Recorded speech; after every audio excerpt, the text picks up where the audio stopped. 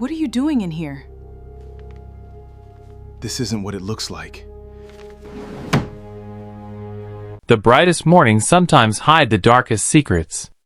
The day I found the folded note inside my wife's bedroom drawer began like every other ordinary Tuesday, with warm sunlight pouring through the kitchen window, a cup of coffee growing cold on the table, and my body aching from another sleepless night. I had spent years believing that hard work could fix almost anything. I believed that if I sacrificed enough, loved enough, and gave enough, my family would never have to feel pain. But I was wrong. That tiny piece of folded paper changed everything I thought I knew about love, trust, and the people I was exhausting myself to protect. Before this story begins, if you believe kindness still has the power to heal broken hearts and that everyone deserves a second chance, please like, comment, share, and subscribe to Kindness Echo. Your support helps more heartfelt stories reach people who need hope today. My name is Nathan Mercer, and for nearly 9 years, I lived the same routine without complaint. Every morning I delivered supplies for a construction company until late afternoon. After barely grabbing dinner, I headed to a neighborhood grocery store where I stocked shelves until almost midnight. By the time I reached home, the streets were quiet, the neighborhood lights were dim, and everyone else was asleep. I often tiptoed through the hallway so I would not wake my wife, Marina, or our 8-year-old son, Owen. Their peaceful faces reminded me why I kept pushing myself beyond my limits. I told myself the aching muscles, the missed birthdays, and the endless exhaustion were simply the price of being a good husband and father. Our little house was far from perfect, but it was filled with warm daylight, fresh flowers in the front yard, and the laughter of our son whenever I managed to spend a few precious hours at home. Marina always smiled when I left for work, packing my lunch in the same faded blue container she had owned since we were newly married. I believe those simple acts meant everything was all right.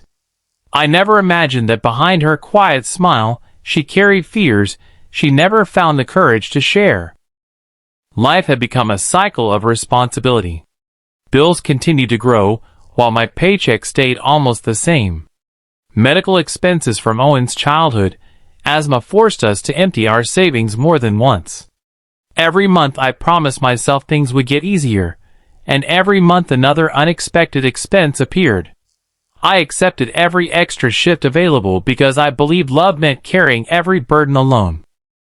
One sunny Saturday morning, my first job ended early because of a delivery cancellation. For the first time in months, I arrived home before noon. The neighborhood children were riding bicycles beneath clear blue skies, birds filled the air with cheerful songs, and gentle summer sunlight covered everything with a peaceful glow. I expected to surprise my family with lunch, but the house was strangely quiet. Marina had taken Owen to a school event across town, leaving me alone. I decided to clean our bedroom while waiting for them. Dust had gathered on top of the wardrobe, and clothes needed organizing. It felt good doing something ordinary instead of rushing toward another shift. While arranging socks inside Marina's dresser, I noticed a folded white note tucked beneath a stack of sweaters. It looked old, carefully hidden, and slightly worn along the edges. At first, I assumed it was a shopping list or an old receipt, but curiosity quietly pulled at my heart. When I unfolded the paper, my hands immediately became cold. The note was written in neat handwriting. "If Nathan ever discovers the truth, promise me you will let him hate me instead of himself." There was no signature. Only those few heartbreaking words. I read them again and again until they blurred before my eyes. The room suddenly felt smaller. Every sound outside disappeared. Questions crashed into my mind faster than I could answer them. What truth? Who wrote this? Why would someone want me to hate them instead of myself? I searched the drawer for more clues, but found nothing except old family photographs and birthday cards from years earlier. For the rest of the afternoon I could not focus.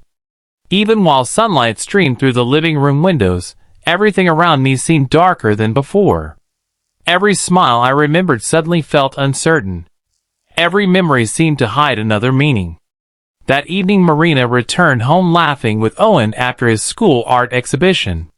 She proudly carried one of his colorful paintings showing our family standing beneath a bright blue sky. Looking at the picture nearly broke me.